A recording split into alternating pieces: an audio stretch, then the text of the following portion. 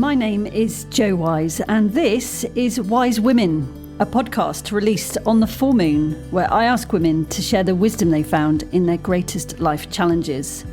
And new for this series, I also asked them to name the men that supported them through their darkest moments. This podcast is released every full moon because in ancient times, our female ancestors would synchronise their cycles with the cycles of the moon to make their connection, their creativity, their cleansing even more powerful. And the full moon is a wonderful time for communication and expression. My hope with these podcasts is that the story you're about to hear brings healing to the woman who's sharing it, knowing it's being heard by her sisters, but that parts of the story may resonate with your experiences and bring healing to you as well. So, my Wyse Women guest this time is Grammy-nominated German-born singer and musician Deva Premal. Deva and her partner Miten have millions of fans all around the world and are best known for introducing Sanskrit mantra to the mainstream. Now, my original interview with Deva about her close connection to and love of the Gayatri Mantra took place before coronavirus became a global pandemic. So I felt it was important to update our conversation and find out how Deva is thinking and feeling about everything that's going on. So I tracked her down in Costa Rica, where she's holding daily online meditations for her fans and followers to continue her work and service. At the end of our chat, you'll hear me singing to Deva, so have your volume control close by. But first I asked for her take on current world events. I feel that my take is pretty much the take of, I think, every awake person on this planet right now. And that is that we are really thrown into a very new, uncharted territory altogether. And I think there's never, ever been a time where really everybody has the same thoughts. Like everybody is thinking coronavirus most probably all day long, more or less. You know, it's like an underlying theme. And we've never had that on the planet, that we all have the same focus. Unfortunately, that focus has mostly a fear attached for most people, fear and panic and the unknown and the uncontrollable and the fear of death and fear of future. So it's a time when we really need to be aware not to succumb to that fear and to really lift our spirits and our thoughts consciously again and again out of the future into the moment and do the best we can. It's quite bizarre, isn't it, that I think you said there, everybody's thoughts are the same, to wake up in the morning and, you know, be thinking about coronavirus and knowing that everybody around the globe is thinking it as well. It's really quite a bizarre phenomenon. It's very, very bizarre. And the other bizarre thing is like when you WhatsApp somebody, you know they're going to be at home. I mean, that's never happened before. There's not like, where are you right now? Of course you're at home. And it's such a unifying thing in a way, because we are all in it. Miten and I happen to be in Costa Rica, and it's just the way existence arranged it all. And there's really no reason for us to leave, because, I mean, where better to be than in a place where we are pretty much in nature, totally in nature, and just do what we can from here, which is our daily online meditation. I don't know if you know about that. I do, yeah. Yeah, so it's been a really beautiful central point of our day every day. You said, Deva, that you're in a very safe part of the world. It feels safe, and that you obviously have a lot of spiritual tools as well at your side. But do you ever find yourself succumbing to fearful thoughts, or are you feeling pretty stable about it all? Actually, when it first happened, I found myself much more fearful.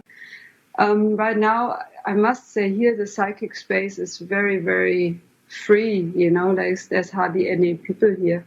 So I think I'm lucky that I'm not bombarded with a load of fear, which in cities and stuff must be very, very strong. And I think we do take on the field, you know, we take on the thoughts around us as much as create our own. So right now I'm in a pretty relaxed place, let's see what the future brings. it's so unknown. I can't even, like, when I try to think about the future, it all gets very pixelated and blurry, and I have no idea. Well, I loved what you said at the beginning about constantly bringing your thoughts back and lifting them and making sure that you're contributing to good psychic energy, to use your terminology as well. And I saw on your social media feed, actually, Deva, that you feel sound healing is incredibly beneficial. And that's not to take away from any conventional guidance we're being given, but chanting, mantra, sacred sound can be a tremendous spiritual tool, can't it? Absolutely. There's so many benefits to it. One of it is obviously the calming effect that it has on our nervous system. So when we are calm and relaxed and not in fear or stress, then our immune system is obviously is much stronger than when we are stressed out or tense. So that's the big part. And the breathing, just to sing and breathe and charge ourselves with oxygen, which is the most important thing now in the face of this virus that affects our lungs and our oxygen levels and all that. So there we are strengthening that part. And now I also hear more and more that humming actually strengthens or increases the nitric oxide in our bodies, which helps keep things oxygenized. And actually humming does that in the mouth. And I've heard, I have to verify that still, that it's actually antibacterial, antiviral. And the chanting is a practice that brings us completely into the moment and into that feeling of connection.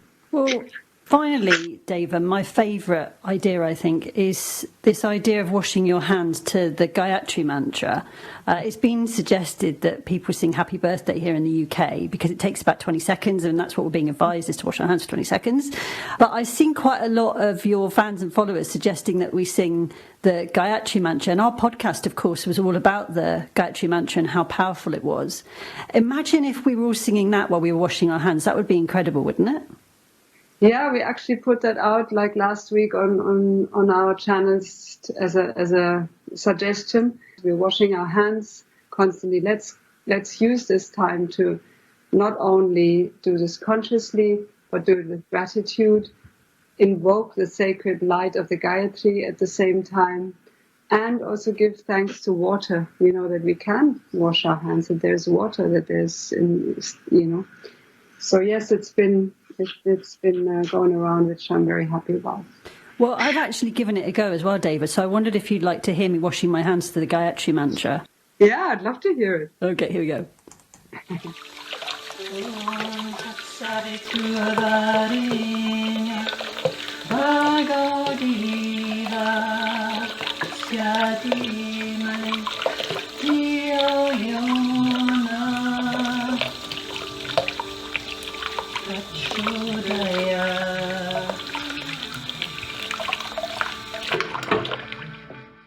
Yes, that's so beautiful. I'm so happy to hear that. I'm apologising for my voice in advance, but at least I'm giving it a go. And like you said, I was giving thanks to the water and invoking the power of the Gayatri Mantra as well, which is just so important at this time.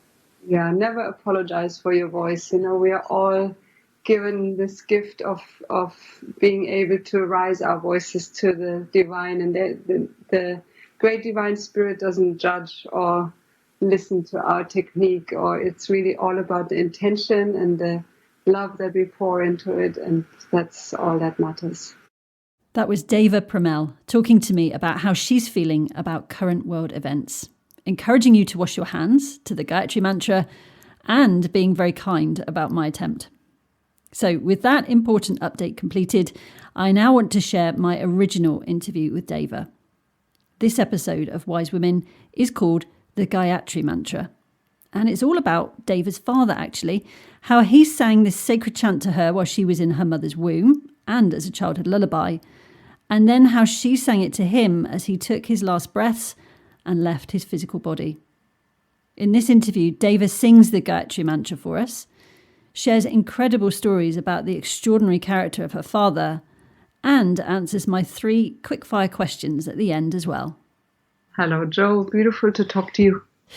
The story we're going to talk about today is your dad leaving his body. and the mantra that you sang to him as you said goodbye, which incidentally was also the mantra he sang to you while you were in your mother's womb. So I wondered if we could start by hearing that mantra, and while you sing it, I would really like us listening to tune into the significance of it for you. Yes, I'd love to chant it for you.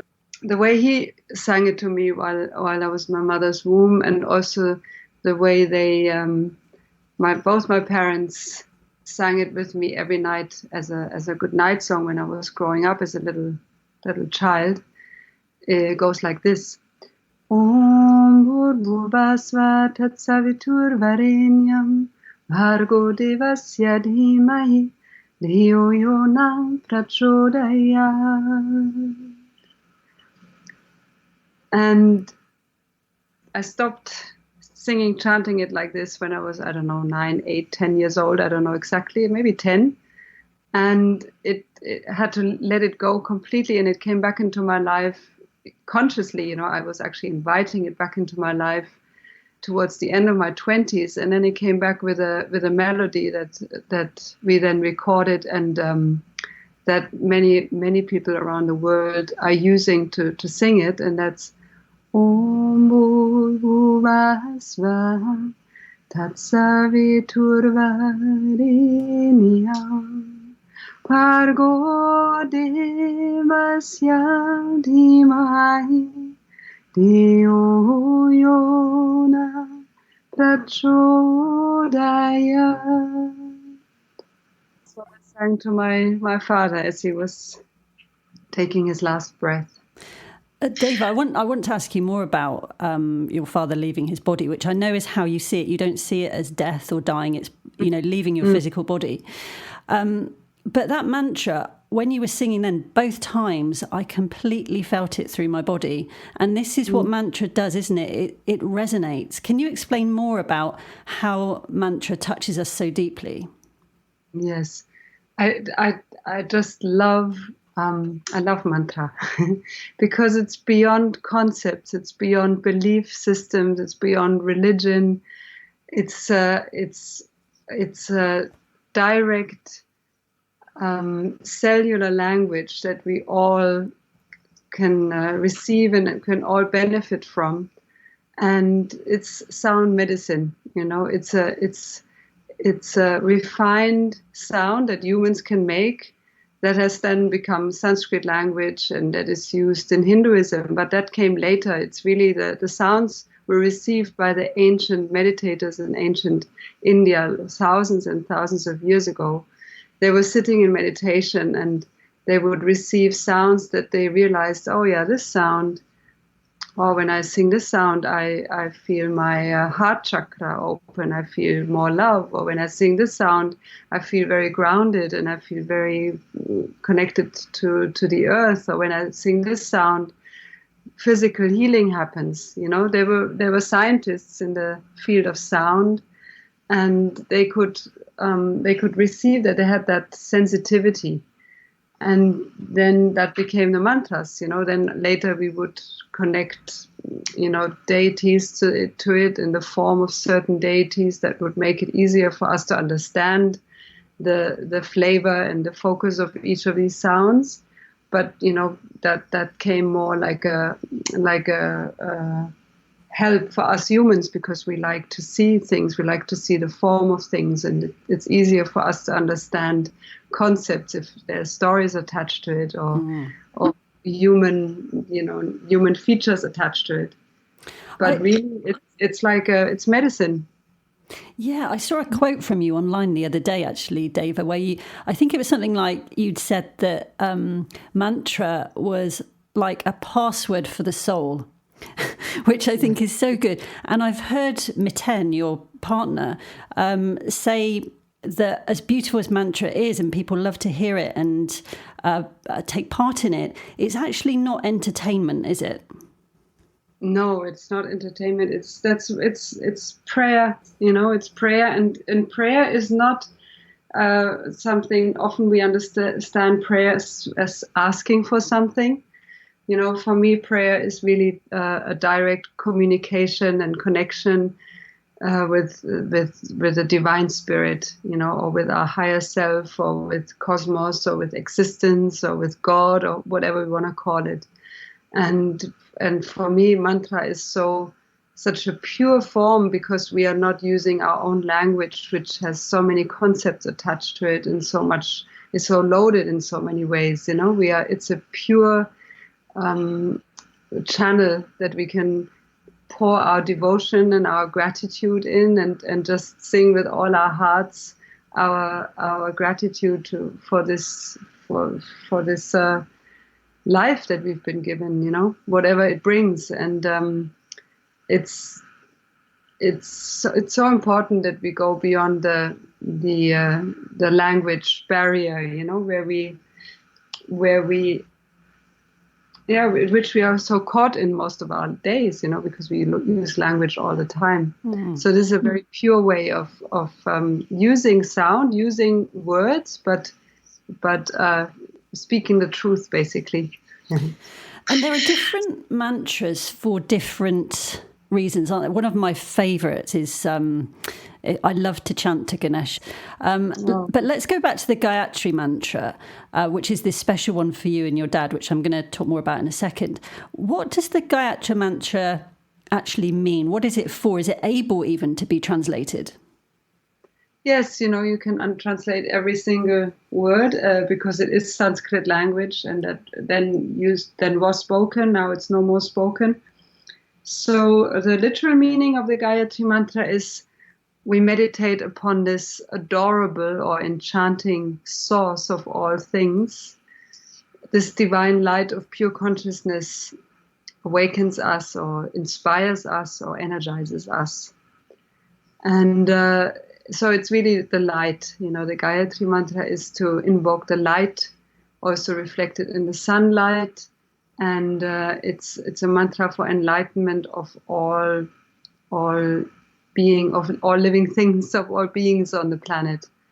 And that's also, again, what makes it so universal and so free of any idea of what divinity looks like, because when you chant to Ganesh, then comes the picture of what Ganesh looks like, with the elephant head and all these things. And if you some people also might get turned off by that, because it doesn't, like, we didn't grow up with these things, with these deities like that, So for us Western people, it could kind of throw us, off and distract us from the true power and meaning of it. But with the light, I think more of us are ready for it. But with the light, there's no picture attached to it, to the light. It's pure, it's direct.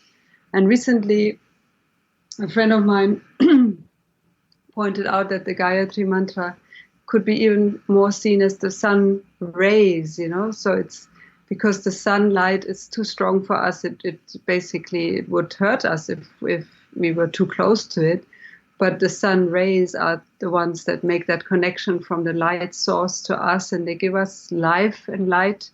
And that, I thought it was a beautiful way of seeing the Gayatri Mantra. It's kind of a channeled light, and we channel this light through the Gayatri Mantra into our beings, and with a feeling of uplifting the field of the planet by uttering these sounds. Okay, so Deva, you've just explained the Gayatri Mantra there. Your father was singing that to you while you were in your mother's womb. And we know now, new science is telling us that the baby in utero learns the feelings of the mother and learns the environment it's going to be born into. So it's extraordinary, isn't it? Your dad must have been quite a special man. Yeah, I mean, it's extraordinary for German. For Indian people, I don't know if they would sing or chant it to a baby in India, but I could imagine it would be more something that happens there. But in Germany, it was definitely completely very, very, very unusual. And my mother also sang it with him. I mean, he was the initiator and the driving force, but my mom was, totally into it as well. And And so, yeah, so I've been really, it's been with me ever since I was conceived. What more can you tell me about your dad? Where did he get his spirituality from, and what kind of a man was he? He's such a unique being that I could talk forever about him, because there's so many aspects of him that are just very, very intriguing. So when he had me, he was 49 years old already, so kind of quite old, and especially in those days. I was born in 1970.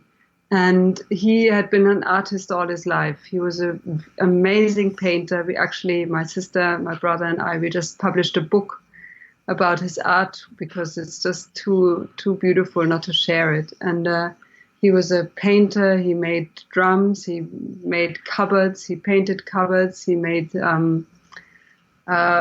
carpets, clay. He worked with clay, with leather, with oil, with watercolor. He was so extremely versatile that maybe that's why he never got that famous, because you couldn't put him in a box. And he was totally fearless. He was totally fearless to be completely different to everyone around him. Like he always wore the same kind of style clothes. He only talked of himself in the third person. He never said I, since the 70s, so ever since I was born. So he would say he went to the city today and he went shopping or whatever, like he would not say I. And he would keep that up wherever he went. If we had to go to the doctor, he would say, "Oh, he's got an appointment," And then he would sit in a doctor's waiting room. He would sit on the ground in the lotus position and close his eyes and meditate till it's his turn. And then one time, for example, he did a pilgrimage with my brother, who was 5 years old at the time, to walk from Nuremberg to Hamburg, which is about 700 kilometers, like 500 miles or something, and walk with my brother on a kind of a scooter thingy, and they walked there to Wolfgang's. My father's name was Wolfgang, to his guru or yoga teacher, and then he went back by train to Nuremberg. It was a 9-hour train journey, and he didn't change his position once, like he would sit like in the lotus position the whole time. Wow. Things like that. It's just very, very extreme. Also, he totally immersed himself in mantra. So once he found something that he felt was important or that he wanted to explore, he would immerse himself fully in it. Like Christianity, he would learn. He had learned 1 or 2 gospels by heart. And then he got into Zen, he meditated and deeply, he got into mantra, he took mantra deeply into his life. For example, for 10 years he chanted mantra every day for 4 hours, walking around the city walls of Nuremberg between 2 a.m. and 6 a.m. in the morning. And that's also really beautiful. Miten kind of made me aware of it. Because Nuremberg has such a dark history, also connotation, and he circled the city walls of Nuremberg 3 times, chanting mantra every day. Wow! And now see it really. Actually, I don't know if it was the Gayatri. I assume, but he didn't tell me. He was like a prayer wheel, around the city walls of Nuremberg. I felt like so. Miten was like, maybe that was his way of, bringing some good karma, some light into that darkness there. And so that's Wolfgang pretty much. Well, am I right in thinking though, Deva, as you were growing up, you didn't quite appreciate what you appreciate about him now? You wanted to fit in, didn't you, at that age? That too. I mean, also I have to say that he was extremely strict. He was, in that way, he was very German. He had been 4 years in the war as a soldier and 5 years as a prisoner of war. So he was from 17 years old to 26. He was in that kind of environment, and that had really shaped him. And he was very, very disciplinarian and strict, and had these principles And so as growing up, I was quite afraid of him also. He wasn't, he was, I felt loved, and he had a great sense of humor. He loved to laugh, but he was also just very strict. And if you didn't, like, kids are quiet and you're on time, and, very German kind of principles. And so growing up, I just felt more this kind of sense of fear for him. And it's difficult to say, but only when I was a teenager, I really started appreciating him, because I realized how much he wanted me to be just the way I was. He had no agenda for me, what I should do with my life, or what I should become, or, he was totally respectful of my freedom, and whatever I chose, he would support. So that was such a great quality in him. And so actually only when I was a teenager, I started seeing, his value, his qualities, more. And then when the mantras came back into my life, like around 27, then of course, then I only started, realizing, wow, what a gift he'd given me that early on. Yeah. Oh my goodness, it's huge. Can you talk a little bit more now about your father leaving his body? And as I said earlier, that's how he taught you to see it. It wasn't death or dying, it was that he was leaving his physical body. How long ago was that, Deva? And had he been unwell for a long time, or was it quite sudden? Yeah, so I grew up with that he always left the body, rather than we weren't kind of allowed to say somebody died. So it was very natural for me to the concept of reincarnation, and it was just very natural to me already growing up as a child. And he was, it was in 2005. He was 83 years old, and he was actually in very good health pretty much until the end. But then he got just before he left his body, he got more weak with some pneumonia or something. And then he had some kind of, what did he die of? Some kind of thrombosis, I think you say. But it went actually really fast. And what's beautiful is also that he, and also my mom, who also left her body 11 years later, they both walked out of their apartments to the ambulance. They were not, wow. They didn't get carried out, they dignified, they left their apartments, and then they were both, and actually my mom too, were in a coma for either, he was in a like unconscious, like the last day of his life. And that's when I could get back with Miten from Cologne. We were not far away, which was also just an amazing coincidence that we were so close. We could have been in Australia or in America or wherever, but we were in Germany, and we could drive back during the night to be back there in the morning. And they said, it could happen any time that he would leave his body.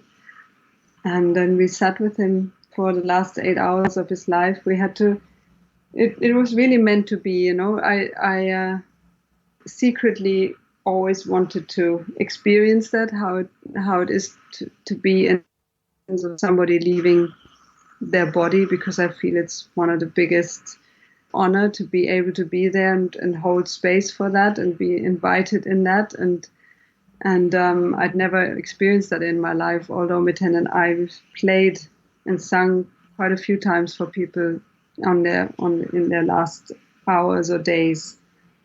But I'd never actually been there for that moment, and to be able to be there for my father was like, I really wanted this to happen. But he was in intensive ward, and we were only allowed 2 people at the time to be with him, because there was somebody else in the room as well, and they didn't want 15 people around the bed. So we had to take turns, and it's just luck that it was my turn. I did call everybody once we saw it was happening. We called everybody, so they all rushed in, but we had already been chanting the Gayatri Mantra the last half an hour of his life, and then chanted it when he was taking his last breath. Goodness. And it was just I just felt I'd received the biggest gift to be able to give that back to him, and to be also, I'm sure you've heard this, that they say it's that the hearing is the last sense that goes. So like even if somebody's unconscious, usually, I don't know how we know this, but that people can still hear. So yeah, it was just divinely orchestrated. And did you feel anything in that moment when he died? I don't know. I mean, it's a sense of awe, like, wow, I've just witnessed this spirit leaving this body, and now there's this body there that if I touch it, it just no longer feels like, it just feels like matter, That was a strong feeling, that feeling of touching it, and the feeling of matter in my hands. But I didn't have like a huge kind of enlightenment experience or anything. It was more like, wow, it was more like a sense of awe. I think that's how I would call it. Like, what an honor, what an amazing moment I'm allowed to experience. Yeah, it is such a privilege, such a privilege. Someone said to me once, Deva, that no matter how old we are or what our relationship is like with them, something changes when our parent dies. So in kind of the days and the weeks and the months and the years afterwards, does that make sense to you? Can you connect with that concept, and what changed for you when your father left his body? I must admit, I felt a sense of relief because, but actually, especially also when my mom left her body as well, because, the worry is always there. They were getting older and they were living alone, and my mom showed signs of dementia and fragility in the body, and there she lives 88 steps, without a lift in a place and alone. And so there was always a sense of worry, like, are they okay? What's going to happen? And also both my parents, they were very, very ready to leave the body. Like they both had the feeling, especially also my mom, the feeling that death will be something really beautiful to experience and something to actually look forward to at the end of a life. So there was no sense of, oh God, I really don't want to die, but more like, yeah, this is going to be a beautiful next phase. Mm. So I felt a sense of completion and relief in that way, in the sense of not worrying about them, and also that really complete and good feeling that I felt I had done what I could while they were alive, to shower them with love and to take care of them and to spend as much time as it was possible and natural with them, and to be there for them. So that was such a beautiful feeling. Like, yeah, I didn't neglect or regret. There was no regrets. Nice. Well, both of my parents, Deva, are still alive, but I work with a lot of people who have lost their parents, and the parents have left their bodies, and a lot of them feel guilt around that relief that you talked about. They say, I feel so relieved, but at the same time I feel guilty about that relief. So if there are women listening to this podcast now who are perhaps grieving their parents, parent or parents, or even perhaps they've got parents who are poorly and they can sense the time is coming, what wisdom would you share around a parent leaving their body?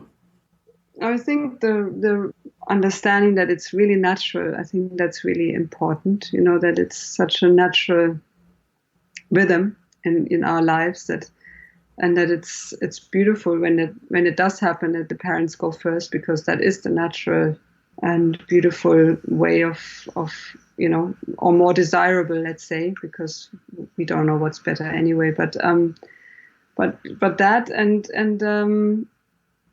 yeah, I mean, it's interesting. I never missed my parents after they left their bodies. I felt really like complete and loving towards them, and ready to be on my own, grow up, and because you do feel a bit more grown up, I think, when both the parents are gone, because suddenly there's nobody above you, and that feeling like suddenly you are the top of the, I mean, I have an older sister and older brother, but still, like you feel like that generation is gone now for me. Also, my uncles and aunts, they're all gone. So it's a strong and beautiful feeling because it's natural, and to just allow ourselves to feel. I think there's such a huge conditioning around how we should feel about our own death, that we should think about it, and that we definitely shouldn't feel like, this is natural, this is beautiful, she left in a beautiful way, like this is almost like heretic to talk like that in our culture, and to allow ourselves to see it, more naturally. But also personally, I've read so many books on death and dying and afterlife, and messages from people from the beyond, and I find it all very uplifting, actually. Deva, actually, I was really interested in hearing you talk there about there's no longer a generation above you, because we actually have something in common, and it's not our singing voices for certain. But the commonality is that our partners are actually much older than us. So Miten, your partner, is 23 years your senior, and my husband is 25 years older than me. Yeah. How did your mum and dad respond to your relationship? Because it didn't go down too well in my tribe initially. Oh no, my father is 11 years older than my mom, and then he had girlfriends who were so much younger than him when they after and before they split up. So everything goes in my family. There was no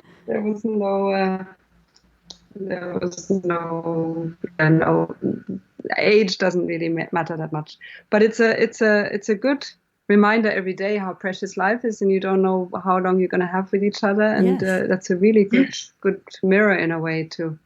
No? Yeah, I've heard you say that before, actually, that Miten's age difference helps to keep you in the now, because again, you do, if you're in a relationship like this, and I do it as well, you do think, goodness, they're 25 years ahead of me, will we always have this time together? I think it's healthy because it would be good for every couple to have that sense of moment to moment, but yes. It's just, we are lucky that it's in our faces all the time. We are very lucky, very lucky. Deva, I cannot thank you enough for sharing your wisdom about a parent leaving a body. I'm so grateful. Before you go, I always ask my Wyse Women guests just to run through 3 really quick fire questions with me. So I'm hoping you're up for that. Yes, I'm totally up for it. Okay, the first question is, ideally not Miten or your dad or a relative, but who would be your most influential male mentor and why? Oh, that's definitely Osho, my guru. I've been with Osho since I was 11 years old, and he's my guiding light, and he's really lit up my path all these almost 40 years now. He's an incredible teacher. I did an Osho meditation where you just shake and dance for like 40 minutes or something. Have you done that? Yes. Oh, many times, ever since I was 11 years old. Wow. Yeah. It was my first time about a year ago, and oh my goodness, it's incredible. But he's such a phenomenal teacher, isn't he? Yes. And I was so lucky to see him alive, sit with him in meditation, and he left his body when I was 19, so between actually 17 and 19, also even at 14 years old, I got to see him, and to be in the presence of somebody that awakened and such a, he was just such a, I don't know, it's so difficult to say it in words. He was really a light being, and that to be in the presence of that in a physical form is also extreme, huge blessing. Okay, so next question is about your favourite quote, but it doesn't necessarily have to be a quote. It could also be words of wisdom that somebody said to you that you've never forgotten. I think this too will pass, because it just really puts everything into perspective. Yeah, that's a brilliant one. I say that to myself a lot. And I don't know who that's attributed to. I think it's just, a really wise saying that's been passed on and on and on, isn't it? Apparently, I mean, Osho told a story that it was a king who asked the wise man in his court, make me a ring that will make me feel good when I feel bad and make me feel bad when I feel good. Oh, really? Something like that. Wow. Okay. And on that ring it was written, "This too will pass." Something like that. That's what I remember. Beautiful. Oh, I didn't know that. Thank you for sharing that. And the last question, I know we've talked a lot about the Gayatri Mantra, but I wondered, apart from that, what song sums up this experience for you? What song is like your real kind of grounding place? I mean, these things change, but right now it's a song that's on Mitten's latest album that's called "Into Your Hands I Lay My Spirit, Into Your Hands I Lay My Life," and that really sums it all up. I think that's the most beautiful feeling we can live with. That sense of trust, surrender, and joy in that. I'm going to go and hunt that out and have a listen. And I'm so pleased you mentioned Mitten as well, because his music is just incredible. And am I right in thinking he's recently released an album? Yeah, it just came out in October. It's called Devotee. And the song is on there, as well as the whole album is really beautiful. And I know you guys met in an ashram, didn't you? But before that, he was playing in, bands like Fleetwood Mac and all sorts. So he made a big transition from the world of rock and pop to this world of mantra, didn't he?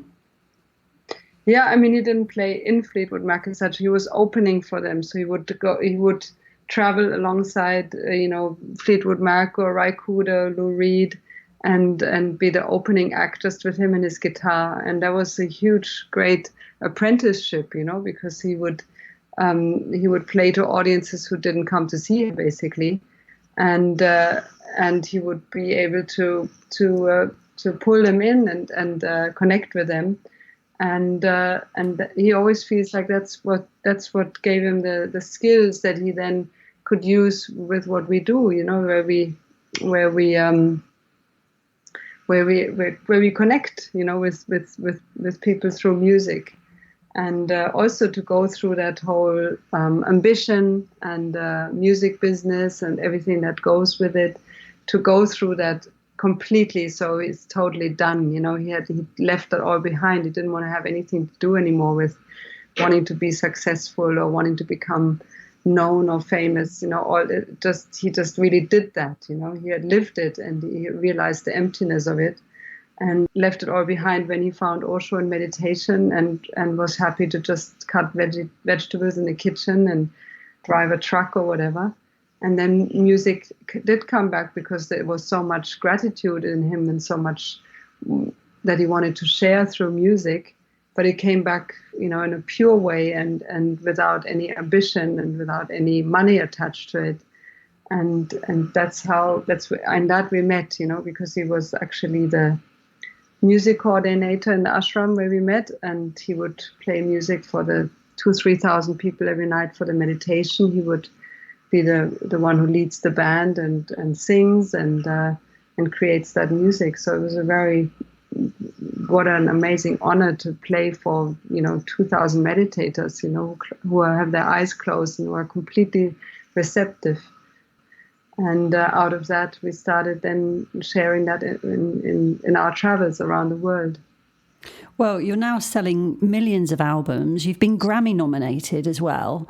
And, celebrities such as Cher and Tony Robbins and leaders like the Dalai Lama all endorse what you're doing as well. And I would really encourage people, after listening to this podcast, to go and watch your videos, go to your website, try and find you. If people want to find out more, Deva, what's yours and Mitten's website address? It's devapremalmitten.com, which is so long. So we also have the website name dpm.life. But if you put in Deva or Mitten in a search engine, you'll find us. And there's our website. And we tour in Europe in October.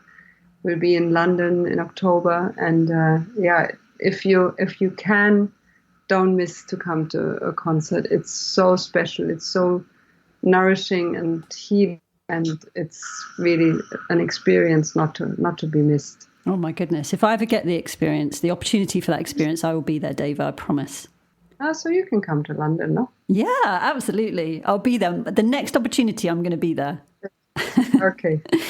Deva, thank you so much for this conversation. It's been a real honour. Thank you so much, Jo. And have a beautiful day. Thank you. And I would just ask, just before you go, I wonder if we could end this podcast in the same way that we opened it, just by you singing the Gayatri Mantra for us once more. Yeah, I would love to do that. Om Bhurbhuvah Svaha Tatsaviturvarenyam Bhargo Devasya Dhimahi Dhiyo Yona Prachodayam. Om Bhurbhuvah Svaha Tatsaviturvarenyam Bhargo Devasya Dhimahi Dhiyo Yona Prachodayam.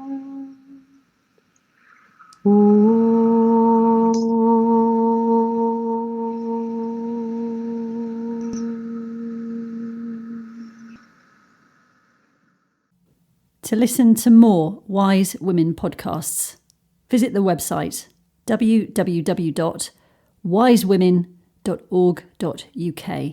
Remember, Wyse is spelt with a Y, WYSE, wysewomen.org.uk. You can also subscribe via Apple Podcasts, Spotify, and other good podcast platforms. Thanks for listening.